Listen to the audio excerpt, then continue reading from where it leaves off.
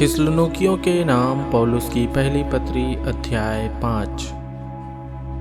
पर हे भाइयों, इसका प्रयोजन नहीं कि समयों और कालों के विषय में तुम्हारे पास कुछ लिखा जाए, क्योंकि तुम आप ठीक जानते हो कि जैसा रात को चोर आता है वैसे ही प्रभु का दिन आने वाला है।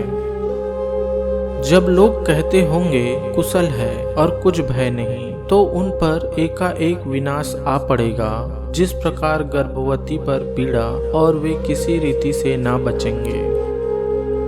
पर हे भाइयों, तुम तो अंधकार में नहीं हो कि वह दिन तुम पर चोर के समान आ पड़े, क्योंकि तुम सब ज्योति की संतान और दिन की संतान हो। हम ना रात के हैं न अंधकार के हैं, इसलिए हम दूसरों के समान सोते ना रहें, पर जागते और सावधान रहें। क्योंकि जो सोते हैं वे रात को ही सोते हैं, और जो मतवाले होते हैं वे रात को ही मतवाले होते हैं। पर हम जो दिन के हैं, विश्वास और प्रेम की झिलम पहनकर और उद्धार की आशा का टोप पहनकर सावधान रहें।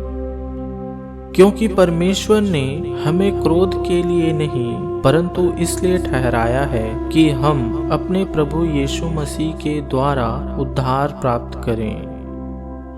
वह हमारे लिए इस कारण मरा कि हम चाहे जागते हों चाहे सोते हों, सब मिलकर उसी के साथ जिएं।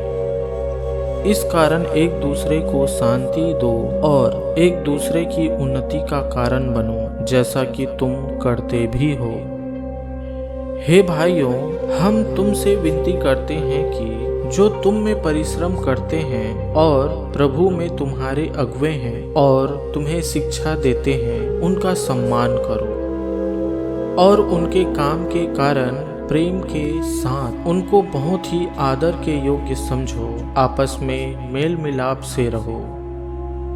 हे भाइयों, हम तुम्हें समझाते हैं कि जो ठीक चाल नहीं चलते उनको समझाओ, कायरों को ढाढ़स दो, निर्बलों को संभालो, सबकी ओर सहनशीलता दिखाओ।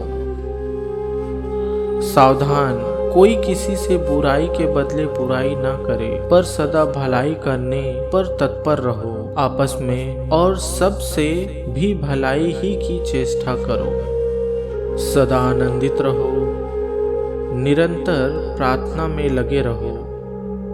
हर बात में धन्यवाद करो, क्योंकि तुम्हारे लिए मसीह यीशु में परमेश्वर की यही इच्छा है। आत्मा को ना बुझाओ, भविष्यवाणियों को तुच्छ न जानो। सब बातों को परखो, जो अच्छी है उसे पकड़े रहो। सब प्रकार की बुराई से बचे रहो। शांति का परमेश्वर आप ही तुम्हें पूरी रीति से पवित्र करे, और तुम्हारी आत्मा और प्राण और देह हमारे प्रभु यीशु मसीह के आने तक पूरे पूरे और निर्दोष सुरक्षित रहें। तुम्हारा बुलाने वाला सच्चा है और वह ऐसे ही करेगा। हे भाइयों, हमारे लिए प्रार्थना करो। सब भाइयों को पवित्र चुम्बन से नमस्कार करो। मैं तुम्हें प्रभु की शपथ देता हूँ कि यह पत्री सब भाइयों को पढ़कर सुनाई जाए। हमारे प्रभु यीशु मसीह का अनुग्रह तुम पर होता रहे।